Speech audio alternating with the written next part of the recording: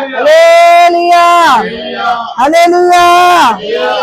దేవుని పరిశుద్ధ ఘన నామమును బట్టి స్తుతి స్తోత్రములు కలుగును గాక. ఆయన మహాప్రేమ కృపా కనికరమును బట్టి గత దినములన్నీ ప్రభు ఆయన రెక్కల కింద మనల్ని భద్రపరిచి ఈ మధ్యాహ్న కాల సమయమందు ఈ విధంగా ప్రియ తల్లిదండ్రుల గృహములో అమ్మ కూర్చోరా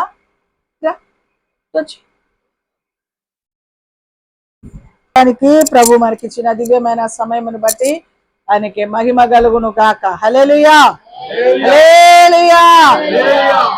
తండ్రి గారు చెప్పినట్టుగా గత దినములు తన కలుగుచున్న ప్రతి విధమైన బలహీనతలో నుంచి దేవుడు అడుగడుగున విడిపిస్తూ కాపాడుతూ నడిపిస్తున్న దేవాది దేవునికే మహిమ కలుగును గాక. నిజంగా ఆ బాధ నిజంగా అది అనుభవించిన వాళ్ళకి మాత్రమే తెలుస్తుంది. ఏ బాధ అయినా సరే అది అనుభవించిన వాళ్ళకే తెలుస్తుంది. చూడడానికి ఏముందిలే అనుకుంటాం, కానీ ఏ బాధ అయినా సరే అది అనుభవించిన వాళ్ళకి మాత్రమే అర్థమవుతుంది. ఏదేమైనా తండ్రి గారికి ఉన్న బాధ నుంచి పరిపూర్ణమైన విడుదల, స్వస్థత, ఆరోగ్యం దేవుడు అనుగ్రహించినట్లుగా మానక ప్రార్థన చేస్తూ ఉన్నాం. సంఘం అంతా కూడా ప్రార్థిస్తున్నారు, ఇంకా కూడా ప్రార్థన చేస్తాము. ఖచ్చితంగా దేవుడు మిమ్మల్ని బాగు చేస్తారు, ఖచ్చితంగా తిరిగి మందిరంలోకి రాగల కృప దేవుడు ఇస్తారు అని చెప్పడానికి ఏ విధమైన సందేహం లేదు. ఖచ్చితంగా దేవుడు అద్భుతమైన కార్యాలు చేయగల సమర్థుడు, శక్తివంతుడైన దేవుడు అని చెప్పడానికి ఏ విధమైన సందేహం లేదు. మంచిది దేవుని బిడ్డలారా, ఇంతసేపు పాటల ద్వారా సాక్ష్యం ద్వారా నామానికి మహిమ తెచ్చుకున్నారు. కొన్ని మాటలు దేవుని లేఖనముల నుంచి కొన్ని మాటలు మనం ధ్యానించుకొని ముందుకు కొనసాగింపబడదాం. చూడండి, నిర్గమాకాండం 23వ అధ్యాయం. నిర్గమాకాండం 23వ అధ్యాయం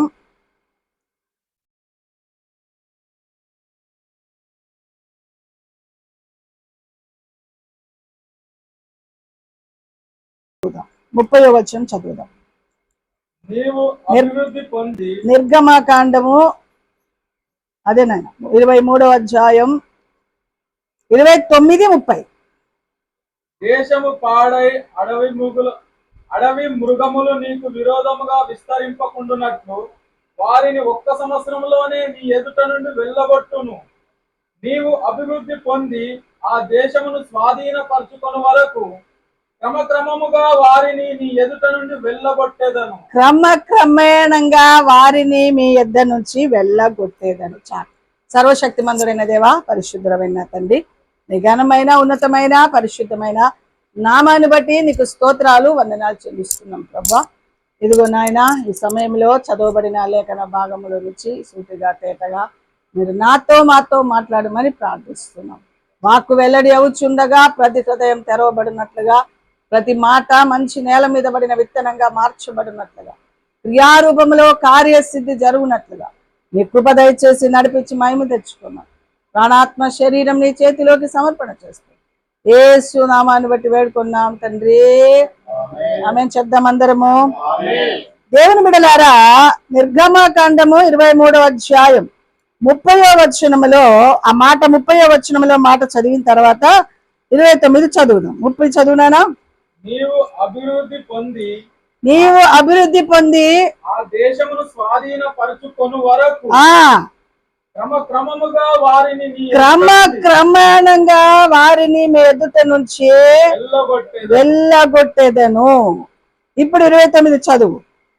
దేశము పాడై అడవి మృగములు నీకు విరోధముగా విస్తరింపకుండునట్లు, అది అడవి మృగములు నీకు విరోధంగా విస్తరించకుండునట్లుగా వారిని ఒక్క సంవత్సరములోనే నీ ఎదుట నుండి వెళ్ళగొట్టేదను. దేవుని బిడలారా, అడవి మృగం, దేశం పాడైపోతుంది. దేవుని బిడలారా, ఈరోజు మన శరీరంలో ఉన్న బలహీనతే కానీ, మన కలుగుచున్న సమస్యలే కానీ, మన కలుగుచున్న వ్యాధులే కానీ, బాధలే కానీ, ఇవన్నీ కూడా దేశమనగా మట్టి కాదురో మనుషులు అని అన్నారు.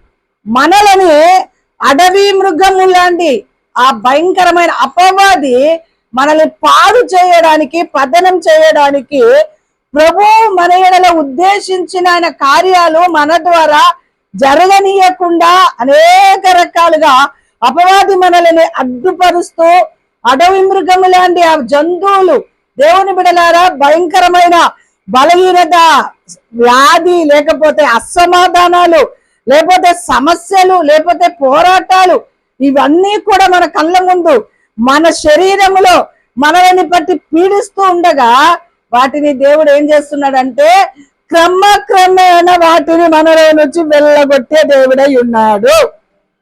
ఖచ్చితంగా అది ఎప్పటికి ఉండేది కాదు. మనకు కలిగే సమస్యలన్నీ కూడా ఎప్పటికీ వచ్చేది, ఎప్పటికీ ఉండేది కాదు. అది క్రమక్రమేణా వాటిని మన దేవుడు వెళ్ళగొట్టే దేవుడై ఉన్నాడు అని దేవుని యొక్క లేఖనం స్పష్టంగా మనతో మాట్లాడుచున్నది. కాబట్టి దేవుని బిడలారా, తండ్రి గారికి కలుగుచున్న ఈ బలహీనతే కానీ, జరుగుచున్న పరిస్థితులే కానీ, ఏదైనా సరే అది ఎప్పటికీ ఉండేది కాదు. అడవి మృగములు దేవుని బిడలారా మన మీదికి లేచి మన అనేక రకాలైన సమస్యలు మనకు కలుగ చేసినప్పుడు ఆ సమస్యలన్నీ కూడా ఎప్పటికీ మన దగ్గర ఉండేది కాదు. అది ఏ బలహీనతైనా కానీ, ఏ సమస్యలే కానీ, ఏ పోరాటమే కానీ, ఏ భయంకరమైన పరిస్థితులే కానీ ఎప్పటికీ మన దగ్గర ఉండేది కాదు. ప్రభు వాగ్దానం చేస్తున్న మాట ఏంటంటే క్రమక్రమేణా వాటిని మీ యొద్ద నుంచి వెళ్ళగొడతాను. చపలు కొట్టి కనపరచు. క్రమక్రమేణా మెల్లమెల్లగా స్వస్థపరిచే దేవుడు, మెల్లమెల్లగా మన బ్రతుకులు అద్భుతాలు చేసే దేవుడు, మెల్లమెల్లగా ఒకేసారి దేవుడి బిడ్డలారా స్వస్థత వచ్చింది అనుకోండి, మనం ఇంకా భూమి మీద ఆగం. అందుకే ఏ కార్యమైన స్వస్థతే కాదు, ఏ సమస్య అయినా ఆ దేవుడు మెల్లమెల్లగా మనల్ని నుంచి విడిపిస్తాడు. రుణభారమే కాని, బలహీనదే కాని, అసమాధానములే కాని, భయంకరమైన పరిస్థితులే కాని, ఏదైనా సరే మన దేవుడు మెల్లమెల్లగా క్రమక్రమేణంగా విడుదల ఇచ్చి మనకొక ఉన్నతమైన స్థితినిచ్చి నడిపించగల సమర్థుడు, శక్తివంతుడైన దేవుడు నీవు నేను ఆరాధించే దేవుడు. చప్పలు కొట్టి కనపరచు. అందుకే ద్వితీయోపదేశ కాండం 7వ అధ్యాయం 22 నుంచి 24 వరకు చదివితే అక్కడ చక్కటి మాట రాయబడినట్లుగా చూస్తూ ఉన్నాం. ద్వితీయోపదేశ కాండం 7వ అధ్యాయం 22 నుంచి 24 వరకు. నీ దేవుడైన యెహోవా నీ ఎదుట నుండి క్రమక్రమముగా ఈ జనులను తొలగించెను. నీ దేవుడైన యెహోవా క్రమక్రమేణంగా శత్రువుల పైన క్రమక్రమేణంగా జయమిచ్చే దేవుడు మన దేవుడు. ఎప్పటికీ ఏ శత్రువులు మనల్ని పీడించరు, ఎప్పటికీ ఏ బలహీనత మనల్ని పీడించరు, ఎప్పటికీ అసమాధానం, ఏ విధమైన పరిస్థితి ఎప్పటికీ ఉండేది కాదు. అది క్రమక్రమేణంగా మన దగ్గర నుంచి ఏం చేస్తాడు దేవుడు? తొలగించడానికి సమర్థుడు, శక్తివంతుడైన దేవుడు అని చెప్పడానికి ఏ విధమైన సందేహం లేదు. స్తోత్రం. హల్లెలూయా, హల్లెలూయా. అడవి మృగములు విస్తరించి నీకు బాధకములుగా ఉండవచ్చును, కనుక వారిని ఒక్కమారే నీవు నాశనము చేయదగదు. అది ఒక్కమారే నాశనం చెయ్యతగదు. ఒకటేసారి నాశనం చేసేవాడు కాదు. ఎందుకో తెలుసా? మెల్లమెల్లగా మెల్లమెల్లగా మెల్లమెల్లగా మెల్లమెల్లగా విడుదల వస్తే దేవుని బిడ్డలారా అది దేవుని నామానికి మహిమకరంగా ఉండడానికి అవకాశము ఉంటుంది. ఏదైనా సరే ఒకేసారి పోవాలంటే అది పోయేది కాదు. రావడం కూడా చూడండి, ఇది ఎప్పుడుదో, ఇది ఒక్కసారి వచ్చింది కాదు, ఎప్పటి నుంచో మెల్లమెల్లగా మెల్లమెల్లగా అందులో ఉండి ఉండి ఉండి ఉండి ఉండి ఒక్కసారి బయటకు వచ్చింది. 4 సంవత్సరాలు చూసారా అండి? 4 సంవత్సరాల నుంచి ఉండి ఉండి ఒక్కసారి బయటపడింది. అలాగే ఇది మెల్లమెల్లగా, అది ఏ విధంగా మెల్లమెల్లగా మన శరీరంలో చేరిందో దేవుడు కూడా వాటిని మెల్లమెల్లగా వెళ్ళగొడతాడనమాట. చప్పలు కొట్టి గనపరచండి. ఒక్కసారి వెళ్ళగొట్టడం తగదు. అది క్రమక్రమేణ ఏం చేస్తాడు దేవుడు? ఎన్ని సంవత్సరాల నుంచి బాధ, ఎన్ని సంవత్సరాల నుంచి కష్టం, ఎన్ని సంవత్సరాల నుంచి రుణభారం, ఎన్ని సంవత్సరాల నుంచి పరిస్థితి అని మనం అనుకుంటాం. కానీ దేవునికి తెలుసు ఎట్లా వెళ్ళగొడితే నా నామానికి మహిమ కలుగుతుందో మనం అనుకునే దానికంటే, ఊహించే దానికంటే అధికమైన కార్యాలైనా చెయ్యగల సమర్థుడు, శక్తివంతుడైన దేవుడు. అందుకే ఒక్కసారి వెళ్ళగొట్ట తగదు. చదువు 24 వరకు చదువు. అడవి మృగములు విస్తరించి నీకు బాధకములుగా నుండే నీవు నాశనము చేయదగదు. తగదు, నీకు క్షేమకరము కాదు. కాదు. చూసారండి, ఒక్కసారి వెళ్ళగొడితే అది క్షేమకరం కాదంట. మనం ఎగిరి గంతులయ్యాము, ఇంకా భూమి మీద ఆగం కదా మనము. ఒకేసారి వెళ్ళిపోయింది నా బాధ అంతా అని చెప్పి ఇంకా మనం అసలు భూమి మీద ఆగం. అందుకే ఒక్కసారి వెళ్ళగొట్ట తగదు, అది నీకు క్షేమకరము. ఇంకేం క్షేమకరము? క్రమక్రమేణ వెళ్ళగొట్టడమే క్షేమకరం. క్రమక్రమేణంగా విడుదల కలగడం, క్రమక్రమేణంగా. చూడండి, డాక్టర్ దగ్గరికి వెళ్ళినప్పుడు ఒకేసారి పోయేటట్టు మంది వండి అని అన్నారు అనుకో, అవుటే, ఇంకా పైకే పోతాం మనం కదా. అయ్యా వేసుకుంటా కొద్ది తగ్గిపోతుంది అయ్యా, వేసుకుంటా కొద్ది తగ్గిపోతుంది అయ్యా, వాడుతా కొద్ది తగ్గిపోతుంది అయ్యా. ఒకేసారి 4 ఇంజక్షన్ ఇచ్చింది అనుకో, 1 ఇంజక్షన్కి బదులు ఎలా ఉంటుంది? ఇక్కడికి పోతుంది, గాలిలో కలిసిపోతాం కదా. దేవుడు కూడా అంతే, క్రమక్రమేణంగా కార్యాలు చేస్తాడు. మెల్లమెల్లగా మన సమస్యలన్నిటిపైన విడుదల మన దేవుడు ఇవ్వగల సమర్థుడు, శక్తివంతుడైన దేవుడు అని చెప్పడానికి ఏ విధమైన సందేహం లేదు. అందుకే ఒకేసారి వాటిని వెళ్ళగొట్టడం క్షేమకరం కాదు. మరి ఎలా వెళ్ళగొట్టడం క్షేమకరం అంటే క్రమక్రమేణంగా, మెల్లమెల్లగా, రోజు కొంచెం తొలగించడమే మన బ్రతుకులో క్షేమకరమైన స్థితి. ఆ విధంగానే తండ్రి గారికి ఉన్న బాధ విడుదల కలుగును గాక, క్రమక్రమేణంగా విడుదల కలుగును గాక, క్రమక్రమేణంగా స్వస్థత కలుగును గాక, క్రమక్రమేణంగా సమాధానం కలుగును గాక, క్రమక్రమేణ శాంతి కలుగును గాక, నెమ్మది కలుగును గాక, ఆరోగ్యం కలుగును గాక, ఆర్థిక సహాయం కలుగును గాక. ఇది కదా దైవ కార్యాలు. చదువు. నాశనము చేయతగదు, అది నీకు క్షేమకరము కాదు. అయితే నీ దేవుడైన యెహోవా వారిని నీకు అప్పగించి వారిని నశింపజేయు వరకు వారిని బహుగా తల్లడిల్ల చేయును. అది వారిని బహుగా తల్లడిల్ల చేయును. ఏం చేస్తాడంట? వారిని మనకు అప్పచెప్పు వరకు వారిని ఏం చేస్తారంట? బహుగా తల్లడిల్లా చేస్తాడంట. స్తోత్రం, హల్లెలూయా, హల్లెలూయా.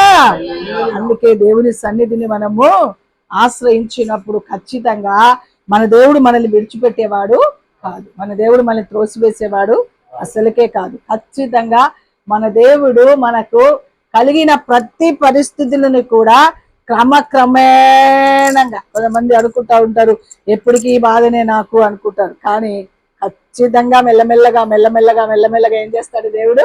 తొలగించగల సమర్థుడు, శక్తివంతుడైన దేవుడు అని చెప్పడానికి ఏ విధమైన సందేహం లేదు. అందుకే చూడండి 84వ కీర్తన అయిపోయింది, 24 వరకే. ఇంకా చదువు, ఎందుకు ఉంది కదా. ఆయన వారి రాజులను నీ చేతికి అప్పగించును, నీవు ఆకాశము క్రింద నుండి వారి నామమును నశింపజేయవలెను. నీవు వారిని నశింపజేయు వరకు ఏ మనుషుడును నీ ఎదుట నిలవలేకపోవును. చప్పలు గట్టి కనపరచండి. నీవు వారిని నశింపజేయు వరకు ఏ మనుష్యుడు నీ ఎదుట నిలవలేకపోయి. చూసారండి, దేవుని యొక్క వాగ్దానాలు ఎంత నమ్మకమైన వాగ్దానాలు ఉంటాయో, మనం అనుకుంటాం అసలు ఇంతగానం దేవుణ్ణి ఆరాధిస్తున్నాం, నాకే ఎందుకు వచ్చింది బాధ అని మనం అనుకుంటాం. కానీ దేవుని యొక్క ప్రణాళిక చాలా అద్భుతమైన ప్రణాళిక. మనకు బలహీనత రావడం, మనకు సమస్య రావడం, వాటిలో మనం విడుదల పొందడం, వాటి ద్వారా దేవునికి మహిమ కలగడం, ఇవన్నీ దేవుని ప్రణాళికలో ఉంటది. ఆయన మన శత్రువులని మనము అణిచివేయ వరకు, వెళ్ళగొట్టు వరకు కూడా ఒక్క మనిషి కూడా మన ఎదుట నిలవలేకుండా ఉంటుంది. దేవుని యొక్క ప్రణాళికలు ఎంత గొప్ప ప్రణాళికలో మనం ఆలోచన చేసి దేవుని సన్నిధిలో ముందుకు వెళ్ళడానికి ప్రయాసపడాలని ప్రభు పేరట మనవి చేస్తా ఉన్నాను. అందుకే 84వ కీర్తన 11వ వచనం చదువుమా. 84వ కీర్తన 11వ వచనం. దేవుడైన యెహోవా సూర్యుడు కేడమునై ఉన్నాడు. దేవుడైన యెహోవా సూర్యుడును కేడమై ఉన్నాడు. యెహోవా కృపయు ఘనతయు అనుగ్రహించును. ఏమిస్తాడు? ఏమిస్తాడు? ఆయన సూర్యుడు, ఆయన కేడం, ఆయన మనకి ఏమిస్తాడు? కృపయో ఘనతయో అనుగ్రహించును. యథార్థంగా ప్రవర్తించు వారికి ఆయనే మేలును చేయక మానడు. ఆయన ఏ మేలు చేయక మానడు. యథార్థంగా. ఎందుకంటే ఆయన సూర్యుడు, ఆయన కేడము, ఆయన సూర్యుడు, ఆయన కేడము, అంతే కదా. ఆయన కృపగల దేవుడు. యథార్థంగా ఆయన కృపనిస్తాడు, ఘనత ఇస్తాడు. ఓ మాట చెప్పాలంటే కృపలోనే ఘనత ఉందన్నమాట. ఆయన కృప ఉండే చాలు మనకు, అంతే కదా. అందుకే నా కృప నీకు చాలయ్యా అంటాడు పౌలు గారిని. నా కృప నీకు చాలయ్యా, నా కృప నీకు చాలయ్యా, నా కృప నీకు చాలయ్యా. ఈ బలహీనతలో నన్ను బాగు చేయయ్యా, ఈ ముళ్ళు నాల నుంచి తీసివేయంటే నా కృప నీకు చాలయ్యా ఒక అంటారు. 4 అడుగులు మనిషి అంట పౌలు గారు. ఎంత? 4 అడుగు అంటే నాయంతే ఉంటాను అనుకుంటా. నేను 4 అడుగు ఉన్నాను, 5 అడుగులు ఉన్నాను, 5 అడుగు కూడా లేదు కదా. స్తోత్రం, హల్లెలూయా. అంత మనిషికి ఎన్ని గొప్ప కార్యాలు చేశాడు. ఎందుకో తెలుసా? సూర్యుడైన దేవుడు ఆయనకి తోడై ఉన్నాడు కనుక, కేడమై ఉన్న దేవుడు తోడై ఉన్నాడు కనుక కృప. ఆ కృప ఏం చేసిందో తెలుసా? పౌలు గారిని ఒక ఉన్నతమైన ఘనతకు పాత్రుడిగా చేశాడు. నిన్ను నన్ను కూడా ఆయన కృప మనకుంటే ఏ ఇంటినైనా, ఏ పిల్లలనైనా, ఏ కుటుంబాన్నైనా ఆయన కృపని కోరుకోవాలి మనం, అంతే. ఆయన కృప మనకుంటే చాలు. ఆయన కృప మనకుంటే ఆయన ఘనతనిస్తాడండి. ఆయన కృపలోనే ఘనత, ఆయన కృపలోనే ఘనత. అందుకే నా కృప నీకు చాలు, చాలు, చాలు. నేను నిన్నెన్నడూ సిగ్గుపరచను, నా కృప నీకు చాలు అన్నాడు, అంతే. ఆ కృపలోనే మనకు ఘనత. ఆయన సూర్యుడు, ఆయన కేడమై ఉన్నాడు. యథార్థంగా ప్రవర్తించు వారికి ఏ మేలు చేయక మానడు. ఆయన ఎన్ని మేలైనా చేస్తారు. మనం చేయవలసింది యథార్థంగా ప్రభు సన్నిధిలో ఉండడానికి ప్రయాస పడాలి. ప్రభు మనల్ని చూచినప్పుడు మనలో యథార్థత కనబడాలి. చాలా మంది వాళ్ళ దగ్గర వీళ్ళ దగ్గర యథార్థత వద్దు, మనకు మనుషుల దగ్గర వద్దు యథార్థత. యథార్థంగా ఉన్నా లేకపోయినా ప్రభు దగ్గర మనం యథార్థవంతులుగా కనబడడానికి ఇష్టపడితే మనం చేసే ఏ పని అయినా యథార్థంగా చెయ్యాలి. మనం ఇచ్చేది ఏదైనా యథార్థంగా ఇవ్వాలి. మనం చేసే ప్రార్థన యథార్థంగా చెయ్యాలి. మనము దేవుని కొరకు యథార్థంగా బ్రతకగలిగితే ఖచ్చితంగా ఆయన ఏ మేలు చేయక మానడు. ఖచ్చితంగా అన్ని రకాలైన మేలు, 1 కాదు, 2 కాదు, 3 కాదు, 4 కాదు, ఏ మేలు నీకు అవసరమో ఆ మేలు మన దేవుడు చేసి మనల్ని నడిపించును గాక. కానీ దేవుడు అంటాడు, కృపనిస్తాను, నీకు ఘనతనిస్తాను కదా. నేను దేవుని బిడ్డలారా సూర్యుడై ఉన్నాను, కేడమై ఉన్నాను. నిత్య నీతి సూర్యుడైన దేవుడు మన పక్షములు నిలబడితే చాలు. మనకి ప్రవచన గ్రంథం 4:2 ఉంది, నీతి సూర్యుడైన యేసు ప్రభు మనకు తోడై ఉంటే చాలు. ఆయన మనకు తోడుగా ఉన్నంత వరకు ఆయన మనకు వెలుగునిస్తాడు, ప్రకాశతనిస్తాడు, వెట్టముట్టిస్తాడు, అద్భుతాలు చేస్తాడు. ఎన్ని అయినా నీతి సూర్యుడైన దేవుని చేతిలోనే మనకి ఇమిడి ఉన్నది. అందుకే ఆయన నేను కృపను ఘనతని మీకు ఇస్తాను, యథార్థంగా ఉండండి, నేను మిమ్మల్ని గణపరుస్తాను, నా కృప మీకు తోడుగా ఉంచుతాను, ఏ మేలు మీకు చేయక మాననే. చెప్పాలి, ఏ మేలు మీకు చేయక. ఎంతటి కార్యాలైనా సరే, ఏ కార్యాలైనా సరే మన దేవుడు చెయ్యగల సమర్థుడు, శక్తివంతుడైన దేవుడు. కాబట్టి ప్రభు సన్నిధిలో జీవితాలను సమర్పణ చేస్తూ ప్రభు కొరకు బ్రతకడానికి ఇష్టపడితే, ఈరోజు దేవుని పిల్లలు మనం చెప్పుకుంటున్న మన బ్రతుకులలో దేవుని వాక్యానుసారంగా మనం బ్రతుకుతే ఖచ్చితంగా దేవుడు చేస్తాడు. వాక్యమే దేవుడు, దేవుడే వాక్యం. వాక్యానుసారంగా బ్రతకడానికి ఇష్టపడాలి. వాక్యానికి మనల్ని మనం అప్పచెప్పుకోవాలి. వాక్యానికి మనల్ని మనం సమర్పించుకోవాలి. వాక్యము నీడలో మనం నడవాలి. అప్పుడు మన బ్రతుకులో ఖచ్చితంగా ఆయన కృపనిస్తాడు, ఘనతిస్తాడు. యథార్థవంతులకు ఏ మేలు చేయక మానడు. అందుకే చూడండి దేవుని బిడలారా, ఉజ్జియా జీవితములలో మనకు ఆ కృపనిచ్చి ఘనతనిస్తే ఉజియా గర్వించి పనికిరాని కార్యాలు చేసి కుష్టం తెచ్చుకున్నాడు. ఎందుకు ఒకేసారి వెళ్ళగొట్టనని చెప్పారు తెలుసా? గర్వం వస్తుంది తెలుసా అండి? గర్వం వస్తుందండి మనుషులకు. గర్వం ఎందుకు వస్తుంది? ఏమనుకుంటున్నా, ఒకేసారి నాకు విడుదల వచ్చింది, ఒకేసారి గొప్పవనయ్యాను, ఒకేసారి ఘనత వచ్చింది, ఒకేసారి ఇవాళ రేపు దేవుని బిడ్డలారా కొంచెం ఘనత రాగానే నా ఎంతటి వారే లేదు అనుకొని తిరిగేవారు ఉన్నారు. మెడలు తిప్పుకొని తిరిగేవారు, కాలర్ ఎగరేసుకొని తిరిగేవారు. అస్సలు నన్ను చూడండి, మమ్మల్ని చూడండి, మా ఆస్తి చూడండి, మా అంతస్తు చూడండి తిరిగేవారు చాలా మంది లేకపోలేదు. అందుకే మెల్లమెల్లగా వెళ్ళగొడతాను, జాగ్రత్త. నీకు ఒకేసారి ఇస్తే ఒకేసారి నీ చేతికి వచ్చింది, ఆగుతావా భూమి మీద?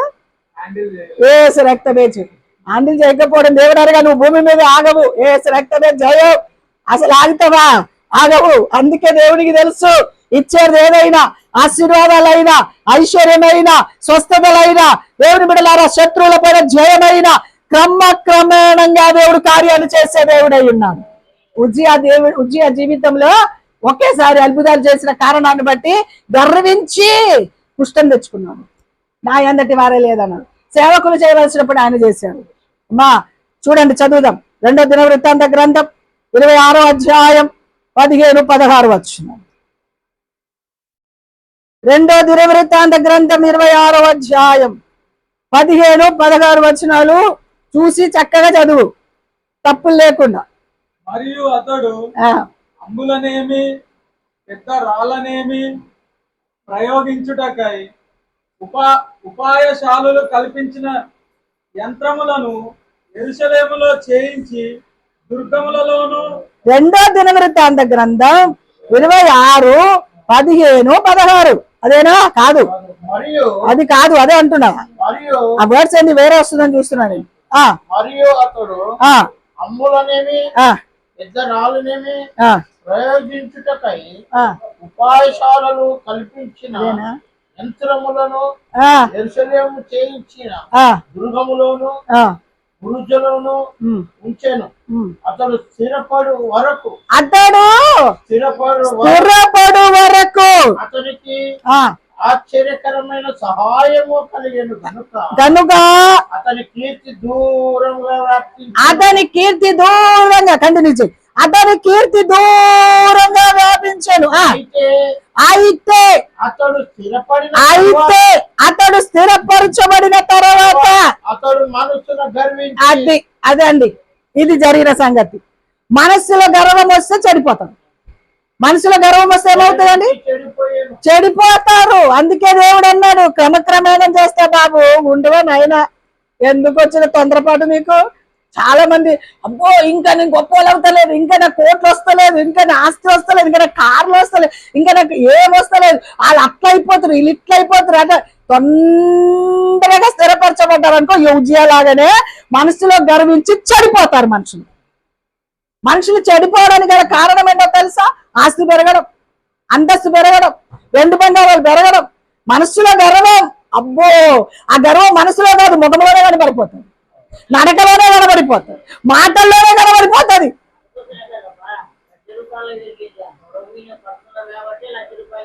స్తోత్రం, హల్లెలూయా. అది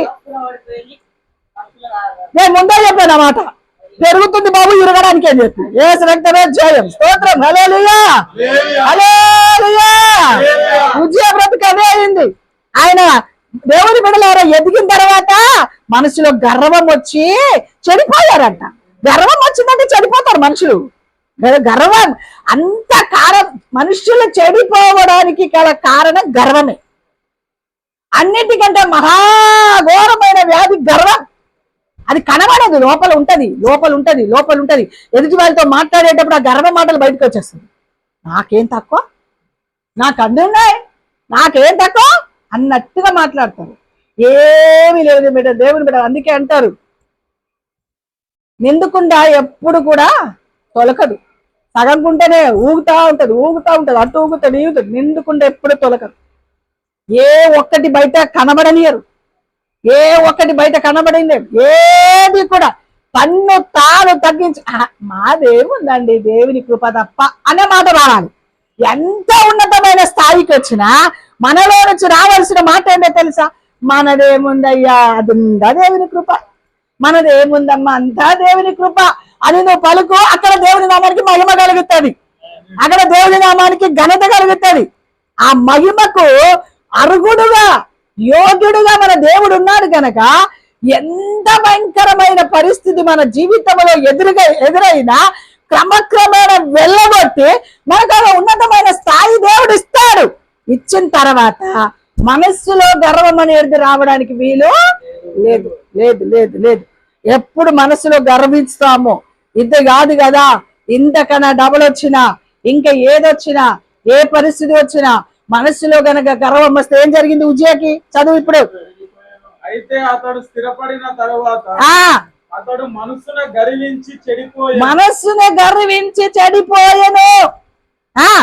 అతడు ధూపపీఠము మీద ధూపము వేయుటకై యెహోవా మందిరములో ప్రవేశించి తన దేవుడైన యెహోవా మీద ద్రోహము చేయగా. చూసారా ఎవడు వమ్మన్నాడు ఆయన మందిరం లోపలికి? యాజకులు చేయవలసిన పని ఆయన ఎవరు చేయమన్నాడు? గర్వం వస్తే ఏం చేస్తావో తెలియదు, అర్థమవుతుందా? సేవకులు కనబడరు, యాజకులు కనబడరు, సంఘం కనబడరు, పాస్టర్లు కనబడరు, పాస్టర్లు కనబడరు, ప్రజలాడు ఉండదు. అంతే, ఎవరు కనబడరు, కనబడిన ప్రజలాడు ఉండదు. అట్లాంటి గర్వాలు ఉంటాయి కొంతమందికి. కానీ ఉజ్జియా జీవితంలో చేసిన భయంకరమైన ఆ నష్టం చూడండి. దేవుడు ఎంత ప్రేమించి తనని ఒక ఉన్నతమైన స్థితిలో పెడితే తన మనస్సులో గర్వించి చెడిపోయి యాజకులని పక్కకు పెట్టి లేవీలని పక్కకు పెట్టి తన మందిరం లోపలికి ప్రవేశించి దేవునికే ద్రోహం చేయడానికి ఇష్టపడ్డాడు. చూసారా? ఈరోజు కూడా అంతే. గర్వం వచ్చిందంటే దైవ సేవకులకు, దేవునికి, సంఘానికి అందరూ ద్రోహాలే చేస్తారు. ఎందుకు? గర్వము కళ్ళు కమ్మేటట్టుగా చేస్తారు. ఎవరు కనబడదు వాళ్ళకి, సేవకులు కనబడరు, యాజకులు కనబడరు, సంఘం కనబడదు, పరిచర్య కనబడదు, ఏమీ కనబడదు. చదువు ఇప్పుడు ఏమొచ్చిందో తెలుసు. మందిరంలో ప్రవేశించి తన దేవుడైన యెహోవా మీద ద్రోహము చేయగా యాజకుడైన అజర్యాయు అతనితో కూడా ధైర్యవంతులైన యెహోవా యాజకులు 80 మందియు అతని వెంబడి లోపలికి పోయిరి. వారు రాజైన ఉజ్జియాను ఎదిరించి, ఉజ్జియా, యెహోవాకు ధూపము వేయుటకై ప్రతిష్ఠింపబడిన అహరోను సంతతి వారైన యాజకుల పనియే గాని నీ పని కాదు. పరిశుద్ధ స్థలములో నుండి బయటికి పొమ్ము, నీవు ద్రోహము చేసి ఉన్నావు. దేవుడైన యెహోవా సన్నిధిని ఇది నీకు ఘనత కలుగజేయదని చెప్పగా ఉజ్జియా ధూపము వేయుటకు ధూపార్తిని చేత పట్టుకొని రౌద్రుడై యాజకుల మీద కోపము చూపెను. అది గర్వం ఎక్కడెక్కడికి తీసుకోపోతుంది చూడండి. అహరోను సంతతి వారు చేయవలసిన పని, యాజకులు చేయవలసిన పనిని తన చేయడానికి పోని వద్దరా నాయనా, నువ్వు రాజువైతే రాజువైంది, నువ్వు గొప్పోడైతే గొప్పడు. దేవుని సేవకుల కిందే ఎవరైనా, రాజైనా, గొప్పోడైనా, ఘనత కలిగిన వాడైనా, కోట్ల ఆస్తి కలిగిన వాడైనా, సీఎం అయినా, పిఎం అయినా దేవుని సేవకుల కిందే ఉంటారు. అంతేగాని ఎలాంటి పనులు దేవునికి విరోధంగా, దేవునికి కోపం తెచ్చే పనులు ఎవరైనా చేయడానికి ప్రయత్నం చేస్తే అది ఉజ్జియాకి కుష్ఠం వచ్చినట్టుగా వచ్చిందా? చదువు ఇప్పుడు. దేవుడైన యెహోవా సన్నిధిని ఇది నీకు ఘనత కలుగజేయదని చెప్పగా ఉజ్జియా ధూపము వేయుటకు ధూపార్తిని చేత పట్టుకొని రౌద్రుడై. సేవకులు చెప్పినప్పుడు అని వినాలా, యాజకులు చెప్పినట్టు వినాలా? చూపాను. యెహోవా మందిరములో ధూపపీఠము ప్రక్కనతడు ఉండగా యాజకులు చూచుచూనే ఉన్నప్పుడే అతని నొసట కుష్ఠరోగం పుట్టేను. చూసారండి? అవసరమా? దేవుడు ఉన్నతమైన స్థితి ఇస్తే, దేవుడు ఆయనని గణపరిస్తే, దేవుడు ఒక ఉన్నతమైన ఆశీర్వాదంతో నింపితే, ఆ ఆశీర్వాదంతో యాజకులకు లోబడి, సేవకులకు లోబడి, విధేయత కలిగి దేవుని కొరకు బ్రతకవలసిన రాజు నా ఇష్టానుసారంగా మందిరములో ప్రవేశించి ధూపం వేస్తానని చెప్పి దేవునికి కోపం పుట్టించి దైవ సేవకులని బాధపరిచి దేవుని కార్యాలకు దేవుని బిడ్డల వ్యతిరేకంగా చేసిన కారణాన్ని బట్టి కుష్ఠరోగం. ఇదంతా కారణం ఏంటో తెలుసా? ఇవన్నీ చేయడానికి గల కారణం ఏంటో తెలుసా? గర్వం వచ్చింది, మనసు చెడిపోయింది. ఈ రెండు కారణం. ఈ రెండు కారణాలు కలిగిన వారు ఏదైనా చేయడానికి ముందుకెళ్తారు. వాళ్ళు దేవుని కార్యాలే, దేవుని దైవ సేవకులను లెక్క చేయరు, దేవుని కార్యాలు లెక్క చేయరు, క్రమశిక్షణలో పెరగరు, ప్రభు కొరకు బ్రతకరు. వారి జీవితం అంతా కూడా ఎలా ఉంటదంటే వారి మనస్సు చెడిపోతే ఏం మాట్లాడుతుందో అర్థం కాదండి, ఎవరితో ఎలా ఉంటుందో అర్థం కాదండి. అందుకే ఎప్పుడు కూడా అందుకే దేవుడు అంటాడు, ఒకేసారి ఎప్పుడు ఘనత రావద్దు. ఒకేసారి ఘనత వస్తే అందుకే మొన్న ఎప్పుడు అడిగిన ప్రశ్న నీకు జవాబు ఇది. స్తోత్రం, హల్లెలూయా. ఎందుకమ్మా అని అన్నాగా ఇదే జవాబు. ఒకేసారి ఘనత వచ్చిందనుకో మనసులో గర్వం వస్తుంది, మనసు చెడిపోతుంది. చెడిపోతే ఏం చేస్తారో కూడా అర్థం కాదు, ఎవరితో ఎలా మాట్లాడతారో కూడా అర్థం కాదు, ఎవరికి ఏం చేస్తారో కూడా అర్థం కాదు. అన్ని జవాబులు ఇక్కడే ఉన్నాయి, మొత్తం జవాబు, క్వశ్చన్ జవాబు అన్ని ఇక్కడే ఉన్నాయి. ఒక్కసారి కూర్చో, చక్కగా కూర్చో, రోజుకు 4 అధ్యాయాలు చదువు.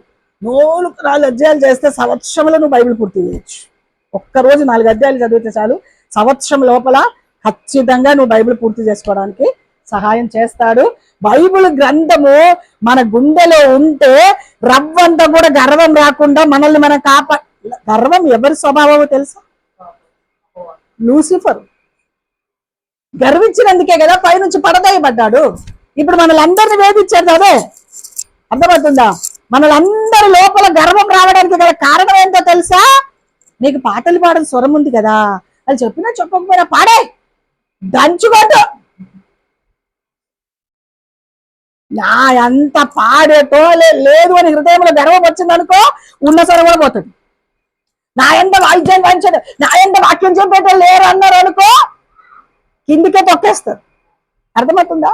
లోపల రవ్వంతా కూడా గర్వం రాలేదు. ఎవరమైనా సరే, సేవకులమైన మేమైనా విశ్వాసులమైనా ఎవరికైనా 2 అంజల ఖడ్గం ఇది. ఎప్పుడైనా కొంతమంది ఉంటారు, నేను ప్రార్థన చేస్తాను, అది కృప, దేవుడి కృప. అది ఆ కృప తప్ప అందుకనే ఆయన కృపయు ఘనతనిస్తాడు. ఆ కృప ద్వారా ఘనత వస్తుంది. స్వస్థత పొందిన వారు సాక్ష్యాలు చెప్తారు. అది వాళ్ళ జీవితంలో దేవుడు చేసిన కార్యాలు కనుక పలానా అమ్మగారు ప్రార్థన చేస్తే, పలానా అయ్యగారు ప్రార్థన చేస్తే స్వస్థత వచ్చి, అది వాళ్ళ ఇష్టం. అది దేవుని గణపరుస్తున్నారు వాళ్ళు. ఒక ప్రతినిధిగా పెట్టాడు దేవుడు. దేవుడే స్వయంగా వచ్చి చేయడు కదా. ఇప్పుడు అసలు విశ్వాసులకు సేవకులని అందుకే అన్నారు కదా మన దినము, కాపరి లేని గొర్రెలమని తెలుసుకొని వాళ్ళ కాపరిగా దేవుడు నియమించాడు. ఆ కాపర్లు ప్రార్థన చేసినప్పుడు స్వస్థత ఇస్తాడు. స్వస్థత ఇచ్చినప్పుడు ఆ స్వస్థత ద్వారా దేవునికి మహిమ కలగాలి, అంతేగాని నాకు రావాలి. అందుకంటాను, నాకు కలిగే మహిమ నేను ఎవరికి ఇచ్చేవారును, నాకు రావాల్సిన మహిమ నాకే రావాలి, నాకు చెందవలసింది వేరొకరికి చెందకూడదు. మహాకోపం. దేవుని పిల్లలమైన మన జీవితాలలో దేవునికి మహిమ రావాలి, దేవునికి మహిమ. అందుకే హేరోదు రాజు కదా అంతే, ఉపన్యాసం చెప్పడానికి కూర్చున్నాడు, అంతే చెప్పాడంతే, చెప్పడం మొదలు పెట్టాడంతే. అందరు కలిసి అయ్యా నీ స్వరం దైవ స్వరములాగా ఉందయ్యా అన్నాడు, అంతే. అవును దేవుని లాగానే ఉందని. అయ్యా ఇది దేవునికి మహిమ రావాలయ్యా, ఇది దేవుని స్వరం అయ్యా, ఇది నా స్వరం కాదయ్యా, ఇది దేవునికి ఘనత రావాలయ్యా ఒక మాట చెప్తే ఏమి జరగకపోతుండే. ఆయన కాయన గనపరుచుకున్నాడు గనక పురుగులు పడి చచ్చాడు అప్పటికప్పుడే. చూసారా? అప్పటికప్పుడే. అందుకే ప్రభువుకి రావాల్సిన ఘనత ప్రజలందరూ చెప్తూ ఉంటే ఏం చెప్పాలి హేరోదు రాజు? అయ్యా అది కాదయ్యా, నేను మాట్లాడాను కానీ మాట్లాడిపించింది దేవుడయ్యా. ఇప్పుడు నేను మాట్లాడిపించింది ఎవరు? దేవుడే అని చెప్పకుండా వాళ్ళు చెప్పిన దానికి అమ్మో దేవుడు అంతా అయిపోయిందా బాబో అని చెప్పేసి దేవునికి రావాల్సిన మహిమను ఆయన తెచ్చుకున్నాడు గనక అప్పటికప్పుడే పురుగులు పడి చచ్చాడు. అదే దేవుని బిడ్డలారా, అప్పటికప్పుడే అండి, ఆ రోజులలో అప్పటికప్పుడే శిక్ష ఇచ్చేది. ఈరోజు కృపాకాలం కాబట్టి అదిగో చూద్దాం, ఇకనైనా మారుతారేమో అని చెప్పి దేవుడు ఆయన ఏం చేస్తాడంటే దీర్ఘశాంతం చూపిస్తుంది. Thank you. దీర్ఘశాంతం చూపుతున్నాడండి దేవుడు. ఇంకా మారుతారేమో అని. అగో అందుకే కదా వెంటనే వచ్చింది కుష్టం. రాలేదా? చేయొచ్చా పని? అంత మంచి ఘనత ఇస్తే, ఒక రాజు పదవిలో నేను ఉంచి ఒక ఉన్నతమైన ఆశీర్వాదం ఇస్తే, నువ్వు చేయవలసిన పని నువ్వు చేయక యాజకులు చేసే పని కూడా నువ్వు చేస్తానంటే ఊరుకుంటాడా దేవుడు? సేవకులు చేసే పనులు కూడా చేస్తానంటే ఊరుకుంటాడా దేవుడు? సేవకులు చేయవలసింది మేము మీకు అప్పచెప్పితే, మేము మిమ్మల్ని హస్తనిక్షేపణ చేసి మిమ్మల్ని ఎక్కడికి పంపితే మీరు చేయాలి. అంతేగాని అయ్యగారు లేరు కదా, అమ్మగారు లేరు కదా, చేసేద్దాంలే అని అంటే మాత్రము ఆజ్ఞాతిక్రమమే పాపం. ఎప్పుడు కూడా అధికారాన్ని, దైవ సన్నిధిని మీ చేతిలోకి ఎప్పుడు తీసుకోవడానికి వీలు లేదు. నేను చెప్పిన తర్వాత చేయడం ధర్మం. అది మేము చెప్పాం కాబట్టి మీరు చేయడము ధర్మం. నేను చెప్పకుండా కొన్ని సందర్భములు అలా ఉంటది. చెప్పకుండా పనులు కూడా వాళ్ళ చేతిలోకి తీసుకొని వారు చేయడానికి ప్రయత్నిస్తున్నారు కనుక భయంకరమైన నష్టాలు సంభవిస్తూ ఉంటది. ఇక్కడ జరిగిన పని అదే. ఉజ్జియాకి కుష్టం అక్కడే సేవకులను ధిక్కరించాడు, దైవ కార్యాలని దేవుని బిడలారా వ్యతిరేకించాడు. అంత మాత్రమే కాదు, యాజకులను, దేవుని బిడ్డ దైవ సేవకులను వ్యతిరేకించి దేవునికి కోపం తెచ్చే పని చేశాడు. దేవునికి కోపం తెచ్చే పని చేస్తే దేవుడు ఊరుకుంటాడా?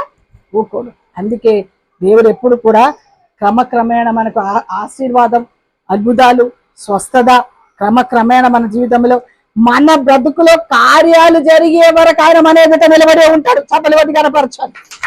అర్థమవుతుందా? మన బ్రతుకులో కార్యాలు జరిగే వరకు ఏ ఒక్క మనిషి మన ఎదుట నిలవ చాలదు. ఆయనే మన పక్కన ఉంటాడు. కానీ మనకేం రావద్దు? అది మంచిగా అర్థం చేసుకున్నాం. గర్వం రాకుండా మనల్ని మనం కాపాడుకోవాలి. గర్వం వస్తే ఏం జరుగుతుంది?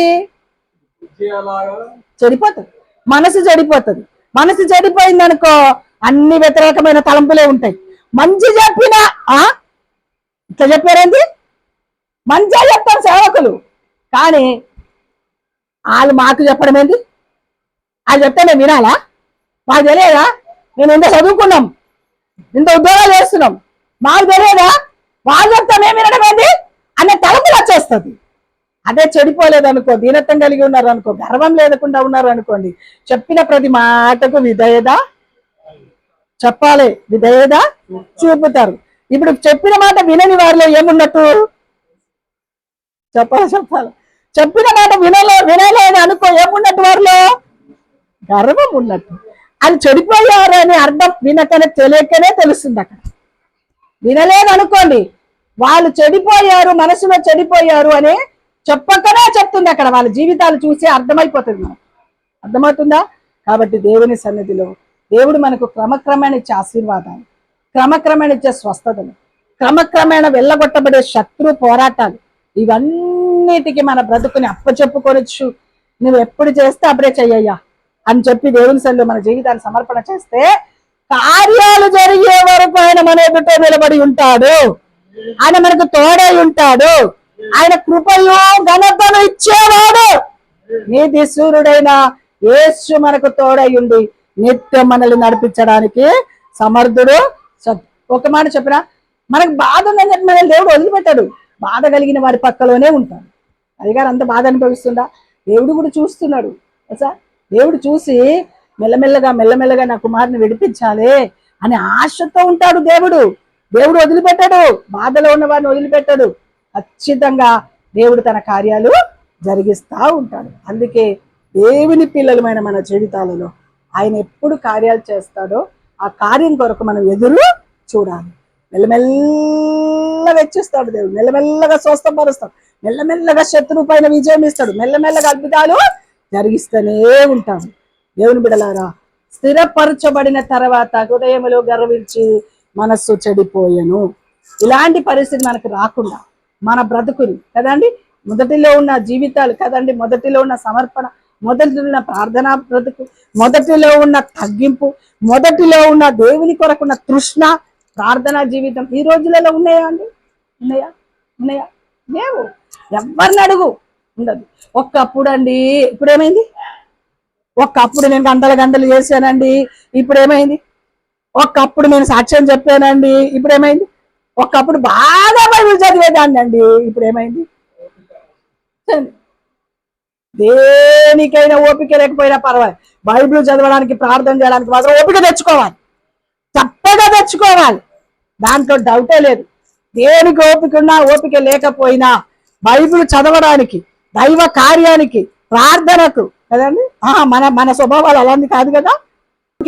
మార్కెట్లో కూరగాయల మార్కెట్ పోవడానికి ఓపిక ఉంటుంది, పెళ్లిలకు పేరెండలకు ఓపికలు ఉంటాయి, ఫంక్షన్లకు ఓపిక ఉంటాయి. అమ్మ మందిరానికి ఎందుకు రాలేదమ్మా? ఓపిక లేకుండే అమ్మా, నడవడానికి కాలే రాలేదమ్మా. మరి మార్కెట్కి ఎలా వస్తుంది కాలు? మరి పెళ్లిళ్ళకి కాలు ఎలా వస్తుంది? నాకు అర్థం కాదు. ఫంక్షన్లకు కాలు ఎలా వస్తుంది? ఎక్కడికైనా పోదామంటే కాలు ఎలా వస్తుంది? అది వస్తుంది. దానికి చాలా ఓపికలు ఉంటాయి కదా. ఉంటాయా లేదా చెప్పండి? శుక్రవారం ప్రార్థనకి రావడానికే నాకు ఓపిక లేదమ్మా. అర్థమవుతుందా? అర్థమవుతుంది కదా నేను చెప్పేది? శుక్రవారం ప్రార్థనకే ఓపిక లేదు. పెళ్లిలకు పేరెండాలకు అగ్ని లాంటి 102 జ్వరం వచ్చినా ఖరారు.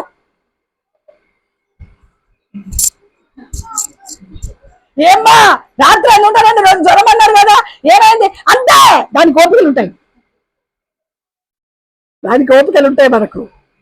మందిరానికి రావడానికి, బైబిల్ చదవడానికి, ప్రార్థన చేయడానికి, దైవ కార్యానికే ఓపిక లేదు. ఈ రోజు క్రైస్తవ జీవితాల యొక్క మనస్తత్వాలు చాలా అర్థమైపోతుంది నాకు. కానీ నన్ను అడిగితే నేను చెప్పను, ఫంక్షన్కు నువ్వు పోతావా పోవా, కానీ మందిరానికి, దైవ కార్యానికి ఓపిక తెచ్చుకొని రావాలి. అప్పుడే మీ కుటుంబానికి, నీకు ఆశీర్వాదం దేవుడిస్తాడు, శత్రువుల వల్ల జయమిస్తాడు. క్రమక్రమేణా ప్రతి వాటిలో జయమిచ్చి నీకు ఒక ఉన్నతమైన స్థాయి కావాలంటే, నీతి సూర్యుడైన యేసునికి తోడై ఉండాలంటే, కృపయో ఘనతని కావాలంటే ఖచ్చితంగా ఓపిక తెచ్చుకొని మందిరానికి రావాల్సింది. అంతే. అవునన్నా కాదన్నా, దేవుని మందిరం కంటే, దైవ కార్యాల కంటే, దేవుని సన్నిధి కంటే ముఖ్యమైనది ఏమీ లేదు వరకు. వాటిని మనం చేయడానికి ఇష్టపడితేనే ఆయన మన బ్రతుకులో గొప్ప ఘనత, గొప్ప ఆశీర్వాదం ఇస్తాడు ఇస్తాడు ఇస్తాడు. ఈరోజు చాలా మంది బ్రతుకులను భయంకరమైన నిరుత్సాహం, దేవుని కార్యాలంటే నిరుత్సాహం, దేవుని పని అంటే నిరుత్సాహం, దేవుని కొరకు బ్రతకాలంటే నిరుత్సాహం, ప్రార్థన అంటే నిరుత్సాహం, మందిరం అంటే నిరుత్సాహం. మిగిలిన పనికి ఉన్న శ్రద్ధ మందిరానికి, దేవుని కార్యాలకి చూపడం లేదు. అందుకే కదా ఈరోజు ఎక్కడున్న గొంగడి ఎక్కడున్నా ఉన్న చోటలే ఉన్నామమ్మా అంటారు కదా. గణపరిచే దేవునికే మనం శ్రద్ధ తీసుకోకపోతే, గణపరిచే దేవుని సన్నిధిలోనే మనం ఉండకపోతే, ఘనత దేవుడే ఇవ్వాలి, కృప దేవుడే ఇవ్వాలి, కార్యాలు దేవుడే చేయాలి. ఏది చేసినా కార్యాలు దేవుడే చెయ్యాలి కదా. కరుణ వస్తుంది, వచ్చి ప్రార్థన చేస్తున్నారా మందిరానికి వచ్చి? అది మన కుటుంబాన్ని తాకొద్దని, మన దేశాన్ని తాకొద్దని, అది వ్యాపించొద్దని కదా. నిన్న చాలాసేపు దాని కొరకే ఏడ్చాను. కరుణా వ్యాధి ప్రభు, అందరు వీధిలో పడతారయ్యా, రావద్దయ్యా, వ్యాపించొద్దయ్యా, వాటి ముళ్ళు తీసేయ్యా, వాటి బలం తీసేయ్యా, అది వ్యాపించొద్దయ్యా అని ఎంతసేపు దేవుని దగ్గర పోరాడు. దేవుని బిడ్డలారా, కనీసం నాతో పాటు ఒక 10 మంది అయినా పోరాడే వాళ్ళు ఉంటారు అనుకుంటే ఒక్కరిద్దరు కూడా కనబడతలేదండి. 100 మంది అండి సంఘంలో. ప్రార్థన చేసేవారు లేరయ్యా ఈ రోజులలో, ప్రార్థన చేసేవారు లేరు. చాలా బాధ అనిపిస్తుంది. ప్రార్థనా పరులు లేరు సంఘంలో, ప్రార్థన చేసేవారు లేరు, 2-3 తప్ప. దేవుని బిడ్డలారా, ప్రార్థన అంటే నిర్లక్ష్యం, ప్రార్థన అంటే ఆ ప్రార్థనే మన బ్రతుకులో కార్యాలు చేస్తుంది, ఆ ప్రార్థనే తప్పిస్తుందనే ఆలోచన ఈరోజు ప్రజలలో లేదు లేదు లేదు లేదు లేదు. కొంతమంది అయినా సమర్పించుకొని మందిరంలో పోరాడేవారు ఉన్నారా అని అంటే 100లాది ప్రజలు ఉన్నారు. కానీ ప్రార్థన చేయడానికి పట్టుమని ముగ్గురు దేవుని పిల్లలమైన మన జీవితాలు ఎంత భయంకరమైన పరిస్థితి అండి. ఎక్కడ కార్యాలు జరుగుతాయండి, ఎక్కడ కార్యాలు జరుగుతాయి చూడండి. ఉజియాలాగా హృదయంలో గర్వించకుండా జీవితాన్ని కాపాడుకోవాలి. ఆఖరికి ఒక మాట చెప్తాను. సులోమిది ఏం చేస్తుందో చూడండి. పరమగీత 8వ అధ్యాయం 5వ వచనం. సులోమిది ఎవరి మీద ఆనుకుంటుందో చూడండి. పరమగీత 8:5 మాటతో ముగిస్తాను. తన ప్రియుని మీద ఆనుకొని తమ ప్రియుని మీద ఆనుకొని అరణ్య మార్గమున వచ్చినది ఎవతే, జల్దరు వృక్షము కింద నేను నిన్ను లేపితిని, అచ్చట నీ తల్లికి నీ వలన ప్రసవ వేదన కలిగెను, నిన్ను కనిన తల్లి ఇచ్చటనే ప్రసవ వేదన పడేను. ప్రేమ మరణమంత బలవంతమైనది, ప్రేమ మరణమంత బలమైనది, ఈర్ష పాతాళమంత కోదోరమైనది. చూసారండి, ప్రేమ అంట మరణమంతా బలమైనదంట, ఈర్ష అంట పాతాళమంతా కఠోరమైనదంట. దేవుని బిడ్డలారా, అందుకే సులోమిది ఎవరి మీద ఆనుకొని వెళ్తున్నదండి? ప్రియుని మీద ఆనుకొని అరణ్య మార్గములో వచ్చే ఈమె ఎవరు? అరణ్యము, శ్రమలో, బాధల్లో, ఇరుకుల్లో, బలహీనతల్లో, సమస్యల్లో, పోరాటాల్లో, ఆర్థిక ఇబ్బందుల్లో దేవుని మీద ఆధారపడి సాగిపోతుంది సులోమిది.